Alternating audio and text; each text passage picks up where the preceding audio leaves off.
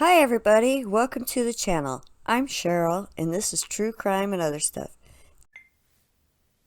Hi, before we get started, I'd just like to say that this video is for entertainment and educational purposes only. Quadruple murder of 4 University of Idaho students last month.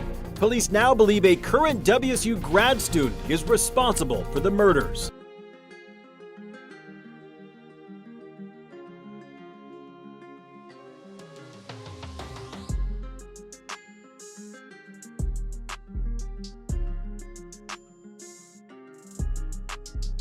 On November 21st on surveillance video getting off of her school bus, but the girl wasn't reported missing until December 15th. Times before, cases like Lacey Peterson, men who are just very narcissistic and psychopathic and just don't want to be in the circumstances that they're in, and I think that's probably what this is going to turn out to be. Rolled Athena Strand. This is video of where police found her body last Friday in Wise County.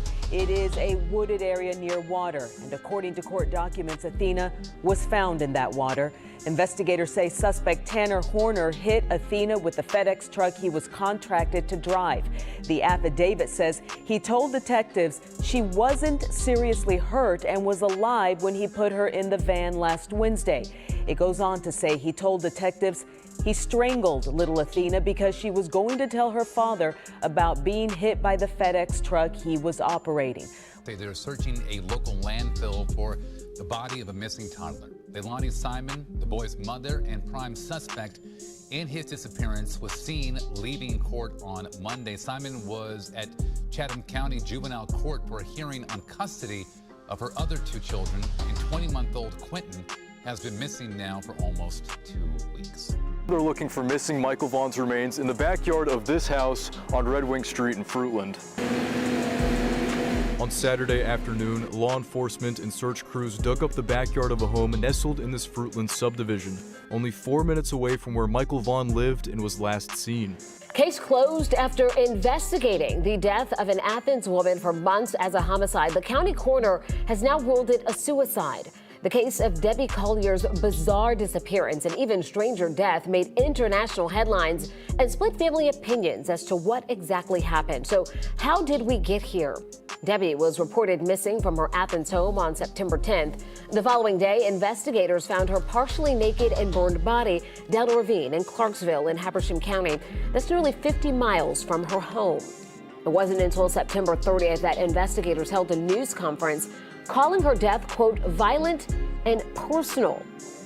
In Delphi, Indiana, the murders of Abby Williams and Libby German went unsolved for 5 years until a local CVS employee who admitted to being near the crime scene years ago was finally charged. And today, Richard Allen appeared in an Indiana courtroom. We have the latest from the hearing.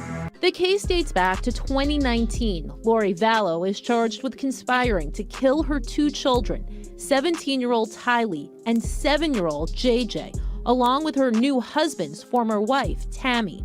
Chad Daybell is also charged, the 2 being tried together. Both are pleading not guilty. Wells was reported missing from her home in Hawkins County. The Tennessee Bureau of Investigation says they're still searching.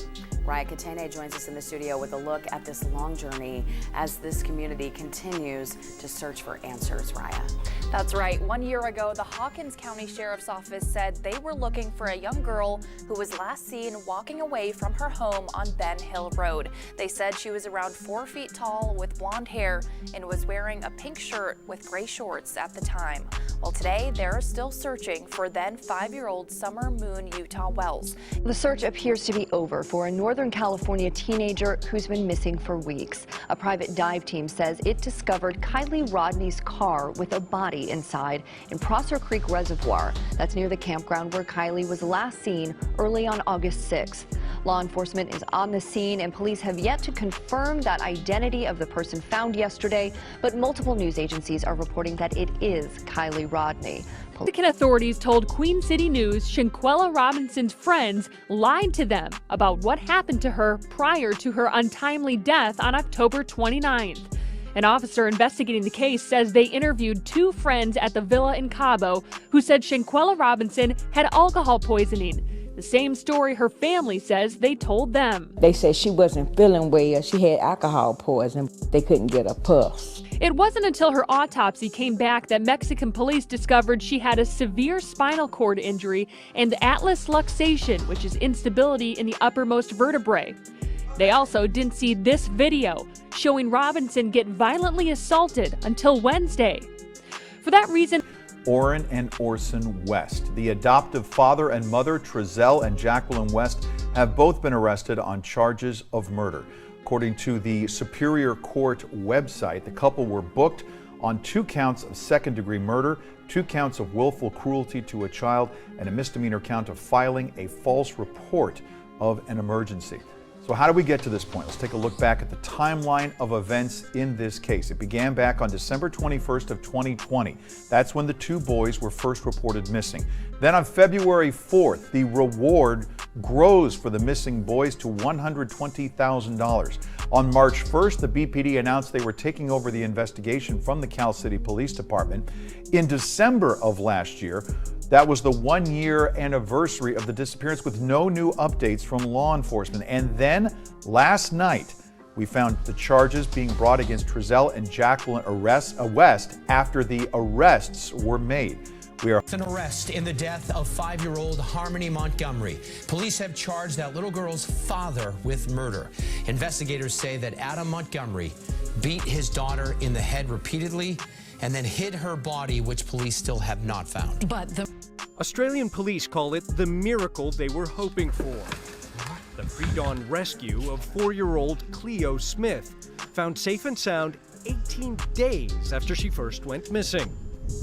50s, and you could see the house give way a little bit there in the house, so they were concerned about that, and also concerned about the person, the driver, who was identified as Ann Heche. You probably know the name from TV and movies, from 6 Days, 7 Nights, Donnie Brasco, Wag the Dog, Volcano, a bunch of movies.